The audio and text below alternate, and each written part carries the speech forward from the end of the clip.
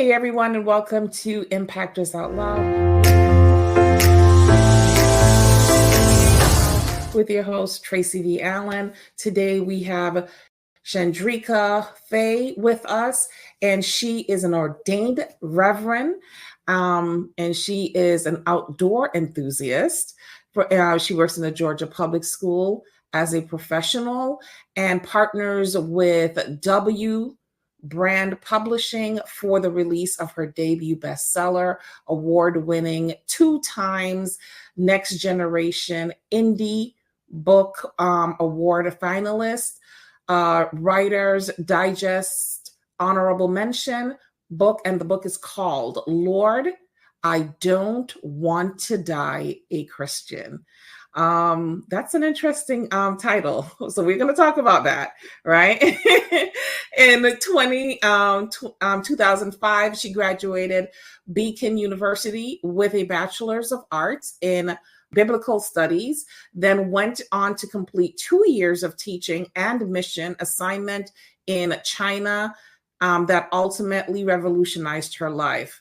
For fun, Chandrika initiates local outdoor events, bikes, breakfast, and Black girls, providing her communities, Black women, safe and trustworthy outdoor experiences. And we all need to get outside a little bit more. Okay. She offers of herself water contained, creates resistance.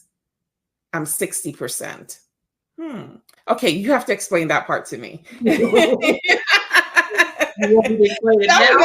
have to explain that part to me.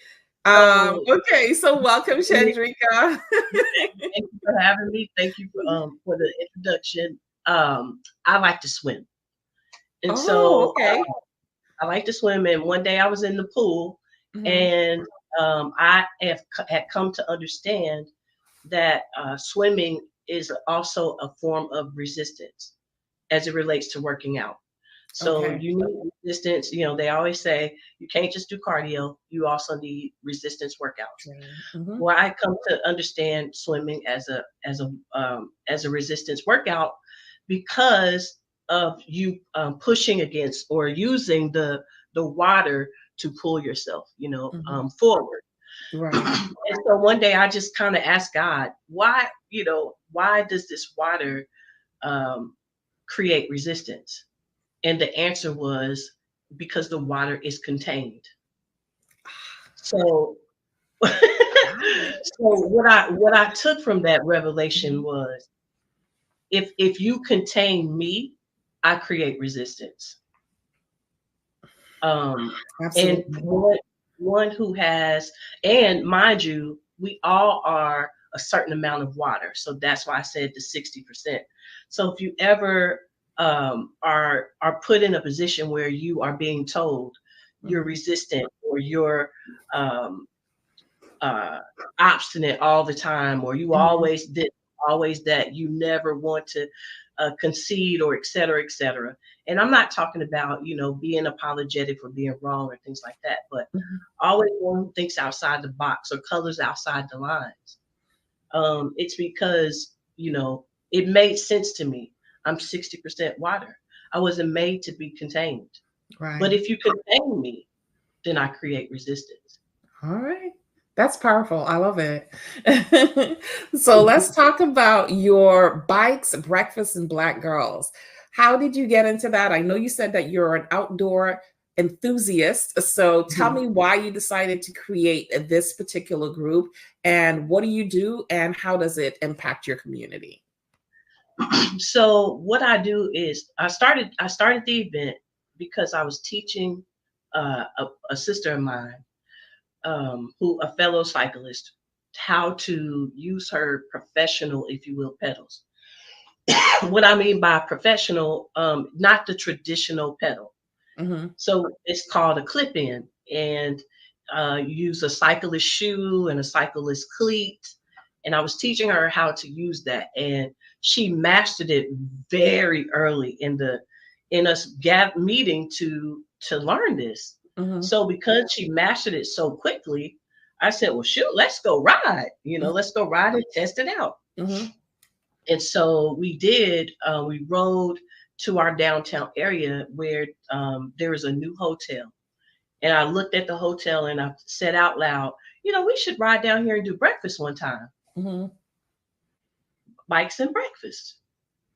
Hey, I like that, And so then it was a matter of who was I going to offer that opportunity to. I was already a part of Black Girls Run, where we would do other things than just run. So I thought, let's add this to it. And I created Bikes. Well, I added that to the opportunity, or Bikes, Black Girls Run. When we did it, we came together and actually did it. I realized it was something we needed. Okay. So then I solidified it, Bikes, Breakfast, and Black Girls. And it is a coveted space, very coveted space. I'm very protective over it from men and anybody who is not a Black woman. Okay. I'm not, looking, I've been reached out about a woman of color, which I really appreciate. Mm-hmm. But as a woman who is a resource as it relates to cyclists in this city, and I can point other people of color to other options. So I'm trying to be a bridge where there is diversity. But as it relates to Bikes, Breakfast, and Black Girls, mm-hmm. It is literally something that feeds us the opportunity to gather, to move, and connect at the table. It's an amazing experience. Okay. How many people do you have in the group, and how often do you meet? Right now, we meet every other month on the last Saturday of the month.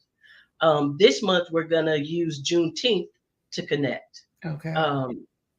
And it's open to the public. The title itself says, only Black women should come. Mm-hmm. So the title and the logo. So it's open to the public, and I leave it open for anyone who is a novice, who's brand new mm-hmm. at cycling, up to the best experience, So it is a very chill ride. We don't race. We don't leave anyone. We talk, we laugh. My favorite part is to hear the laughter. So I'm always out front because I've scouted out the route for wherever we're going to go have breakfast. Prior, so right. My job is to make sure I lead well, be observant, make sure we are taking safe routes, not crossing streets and things like that, or obstructing paths on the way to where we're going. Mm-hmm. So all I really get to do is just listen. I don't get to have a lot of conversation. Oh, you don't? Okay. No, I don't. I just love to hear the laughter. Mm-hmm. Women just being girls, as much as we are women, I think sometimes we want to be or need to be just girls without the title that comes with responsibility. Calling ourselves women does come with responsibility. You can't be a woman. I always say adulting is not as easy as most people think. Right, right.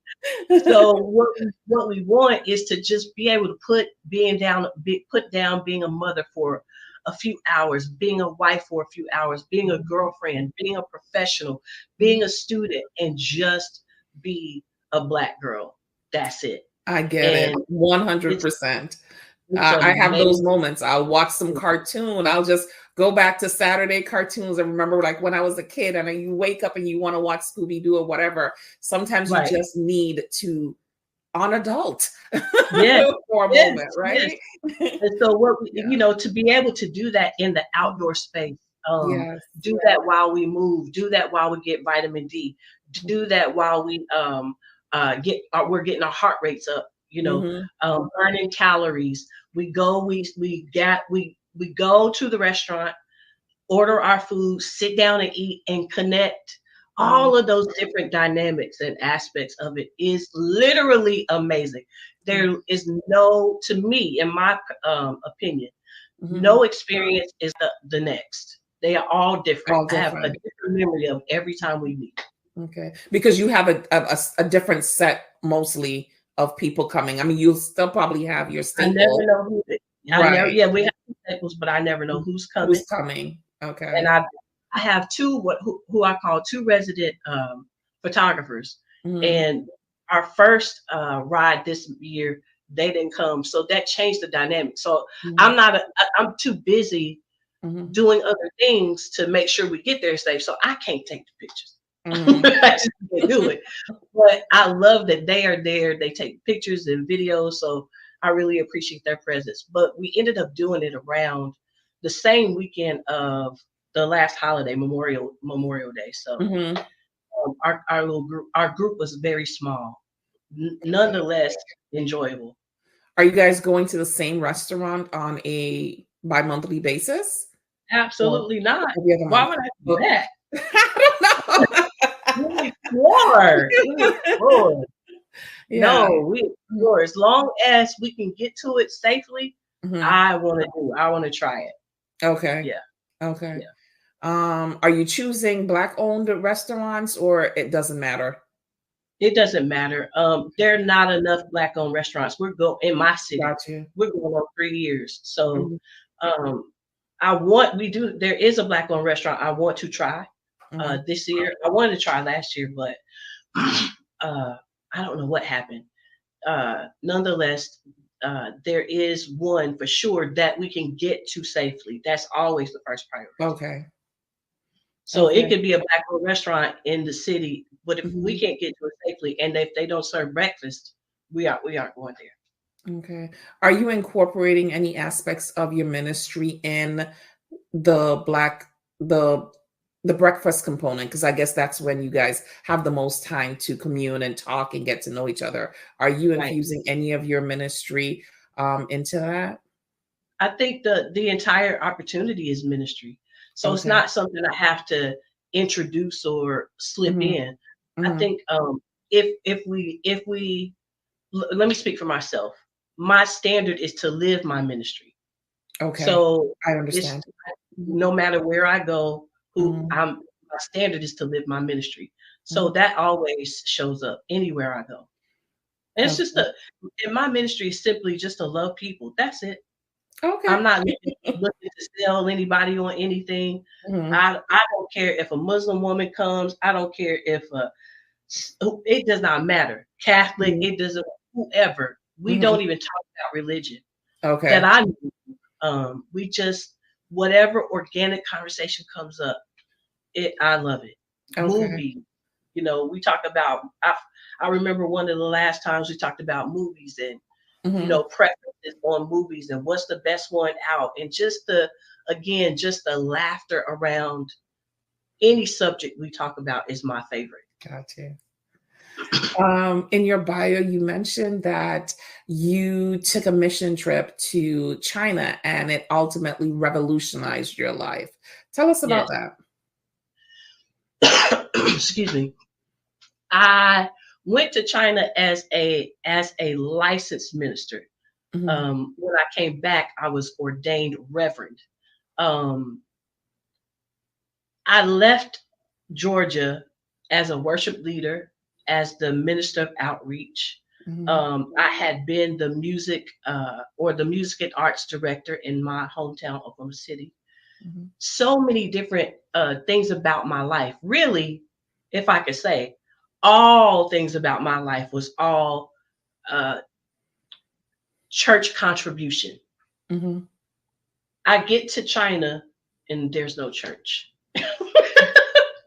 and I say that for impact, but it's not actually factual. There are churches in China, but they are controlled by the Chinese government.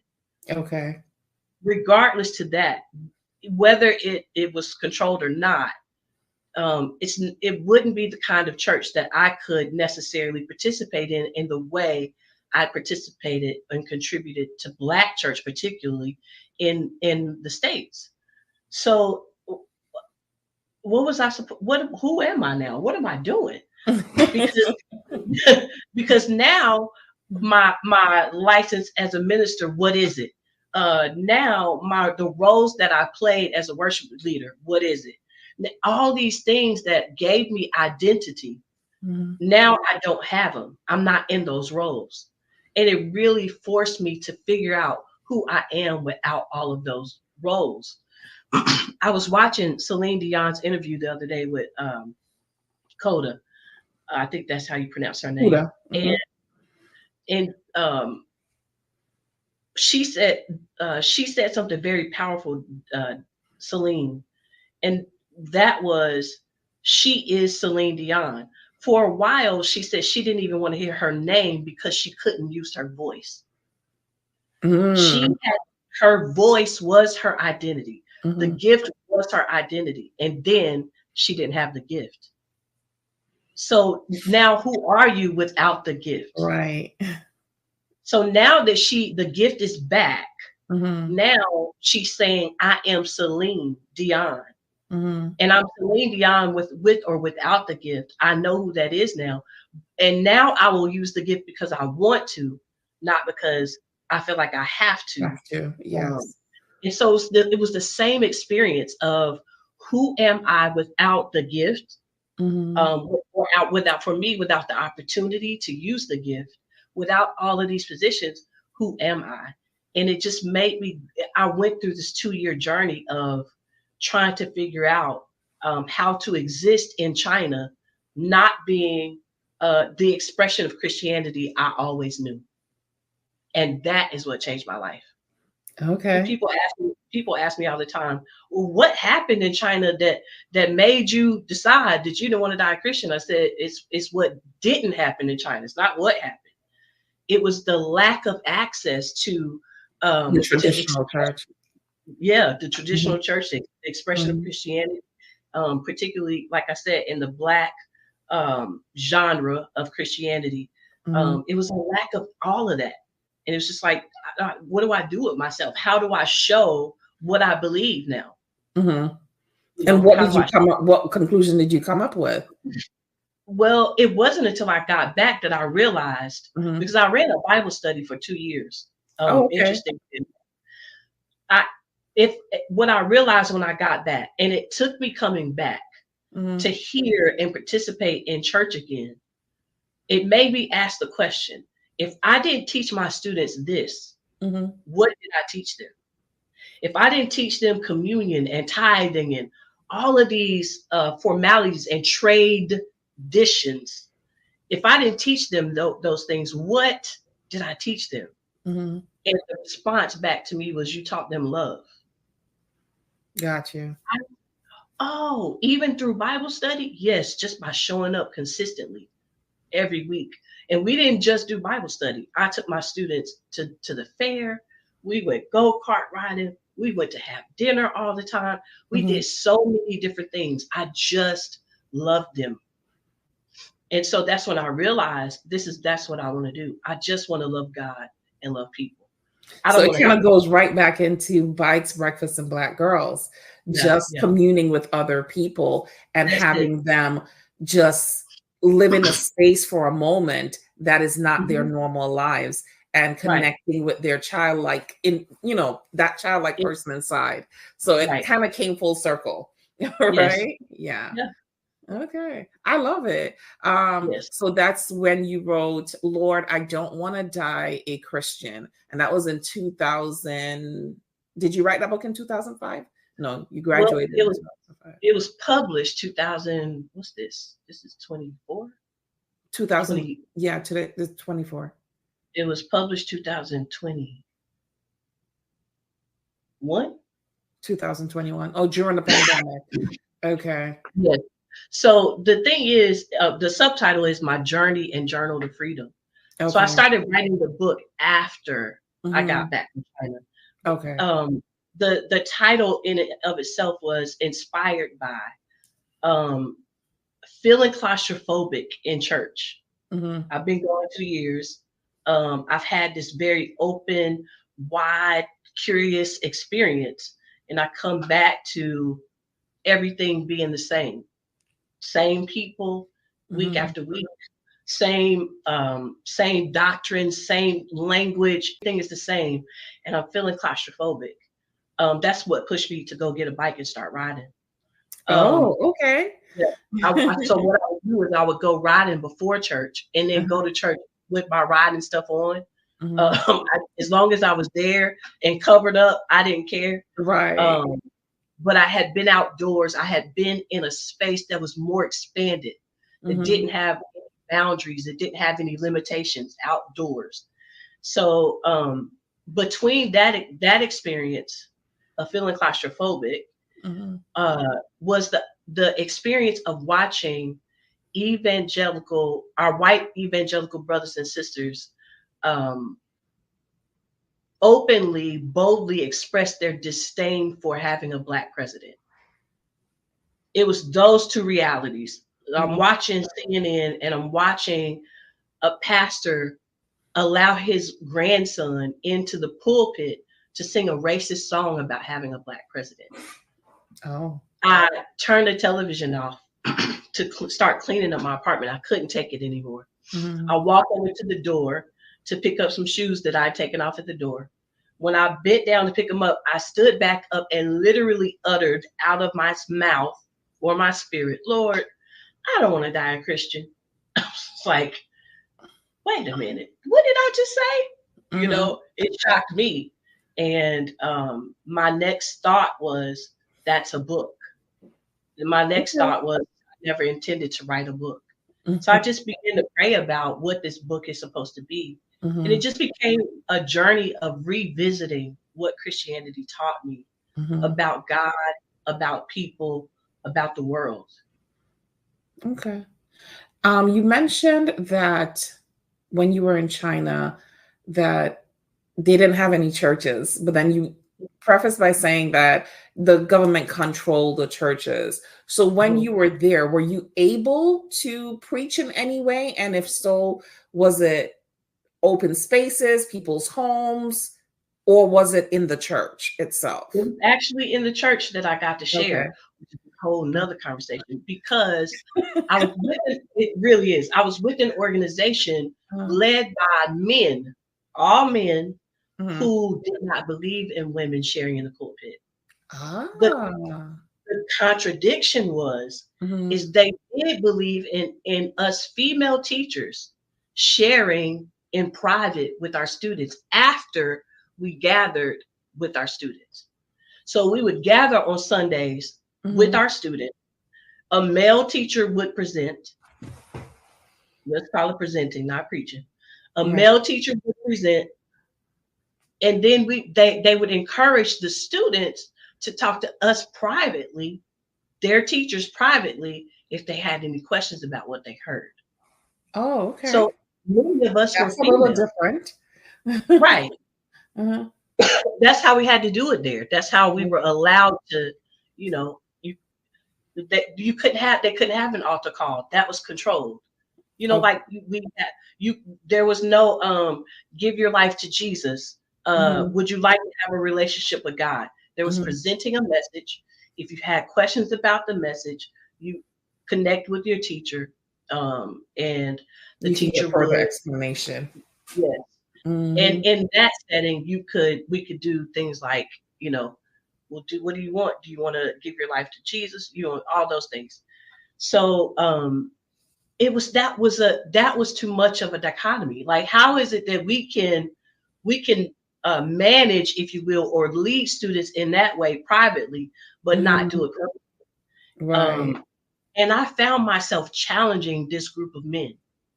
Okay. And I sat down with them. I explained all of the contradictions and how it could perhaps impact the female students and the male students. We're talking about college students, and they had to consider or reconsider their positions. And so they did open the door for women to share. And that's that is amazing. That's how I ended up sharing. We got some pushback, but and we got some pushback, and I think they wanted to handle it themselves in the sense of covering me, you know.